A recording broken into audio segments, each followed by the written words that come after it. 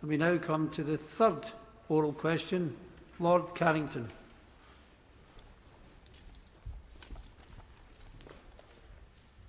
My name in the order paper. Declare my interest as the register.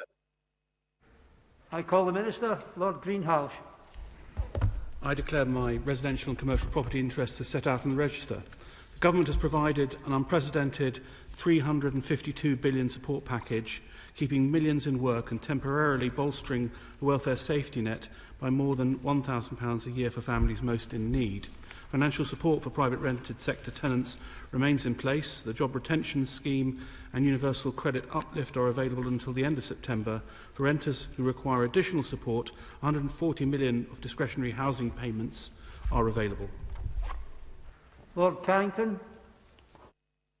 I thank the noble Lord for his response, but the recent Housing Resilience Survey suggested that the proportion of private renters in arrears has increased from 3% in 2019 to 9% in 2020. Will the Minister accept that allowing arrears to grow like this is not sustainable for either tenants or landlords?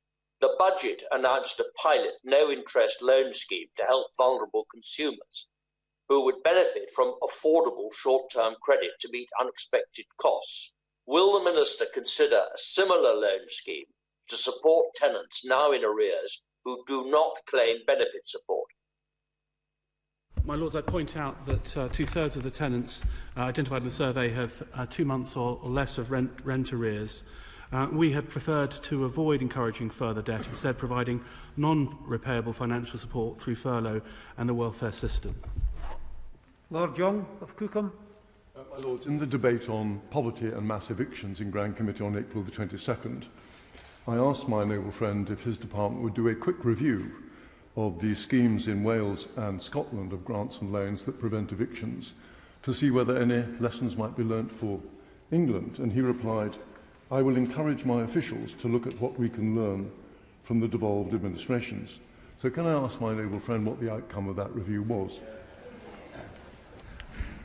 My noble friend is quite right. I've asked my department to do that, and they have studied the Scottish and Welsh schemes to support tenants with rent arrears carefully. And I understand that there's been a relatively small number of loans made by these schemes, and indeed the Government continues to believe that it's right to provide non-repayable financial support rather than encouraging further debt.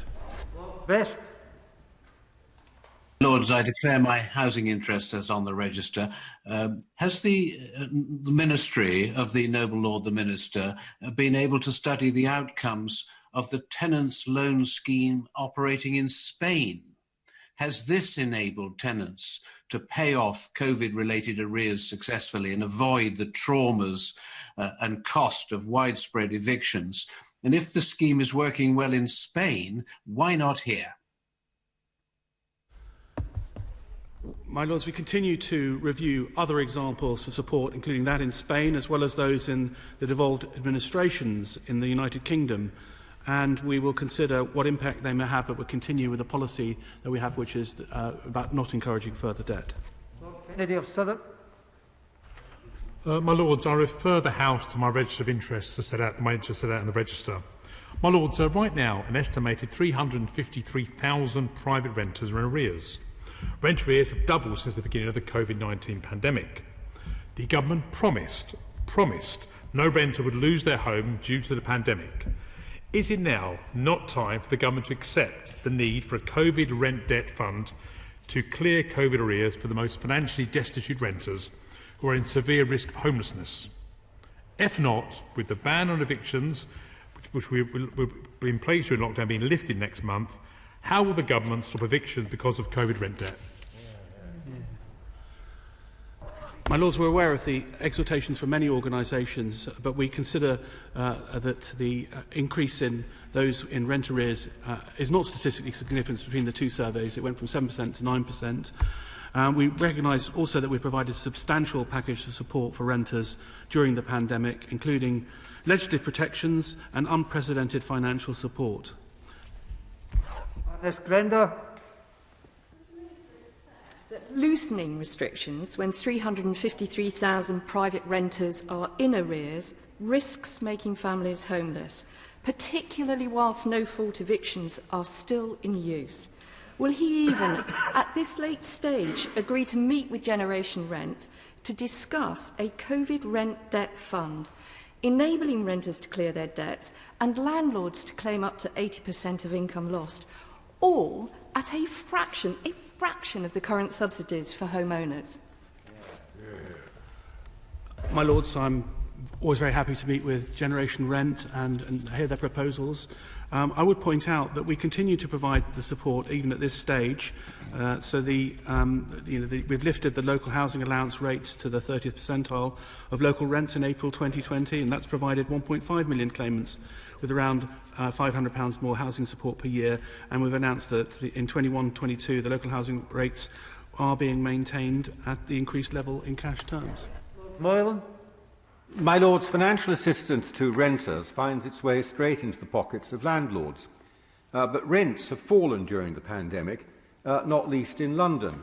Would my noble friend agree that any scheme that were being designed for this purpose should be designed to ensure that landlords do not receive returns greater than they would have received in the market circumstances? My noble friend is right that we have actually seen, as a result of the pandemic, reducing rents, and obviously all the schemes that we've designed are there to cover the rent at the level that it is presented by the landlord. And obviously schemes that we provided to support renters will reduce as a consequence of reducing rents. Lord Singh of Wimbledon. My Lords, although the excellent furlough scheme has helped reduce some financial suffering during the pandemic, the reduced income of individuals and households has led to increased arrears for many tenants. If we are to avoid the hardships and a rise in homelessness with the ban on evictions due to end this summer, will the noble Lord the Minister, as already mentioned by many speakers, consider loans to be used exclusively to clear rent arrears? My Lords, I restate the government's position that we're not looking to encourage further debt. I'd also point out that the statistics with regard to homelessness have seen we've seen a 40% decrease in homelessness duties owed in the period between October 2020 and the same period in 2019. So we're not seeing that massive spike in homelessness that's alluded to. Ms. Bennett of Manor Castle. My Lords, before the pandemic, it was taking a median of 42 weeks for court cases to reach repossession. The mean length was nearer a year. Now, the small number that are being processed are taking, analysis suggests, nearly twice that long. The courts can't cope with the likely flood, and the delays will greatly increase the stress, suffering, uncertainty for private tenants and difficulties for landlords. Would the noble Lord the Minister agree with me that the pile-up in the courts of repossession cases is another argument for ideally a grant scheme, or at least a loan scheme, to rescue people from unpayable arrears, provide certainty and prevent delays? My Lords, I'm not aware of a pile-up in the courts. Indeed, what we've actually seen is a massive drop in the number of repossession cases. They've decreased to 262 repossessions in January to March 2021, and that's a reduction of some 96%, and 214 local authorities had no landlord repossessions at all. Lord Taylor of Gosmoor. Given that the number of in arrears of tenants on low incomes who've been impacted by COVID has more than doubled, has the government conducted an impact assessment of the changes back to allowing evictions? And if so, will they make that available to members of the House? My Lords, we continue to survey this very, very carefully indeed. And as I pointed out, although we've seen an increase, according to the survey, in those renters in arrears, the vast majority of them, some two-thirds, have arrears of no greater than 2 months. Ms. Gardner of Parks. My Lords, I declare my interest as on the register. Can the Minister comment on what plans they have to assist small and medium landlords who are unable to recover COVID-related rent arrears and face potential enforcement action by their mortgage providers. Might the government persuade mortgage providers in these cases to extend their overall repayment period instead of seeking to enforce the mortgage? My noble friend will be pleased to know that to support landlords, mortgage lenders have agreed to offer payment holidays of up to 6 months, including for buy-to-let mortgages. And indeed, although that is only available till July 2021, from the 1st of April 2021, there are also moves to enable there to be forbearance options that are tailored to the individual landlord. My Lords, the time allowed for this question has elapsed.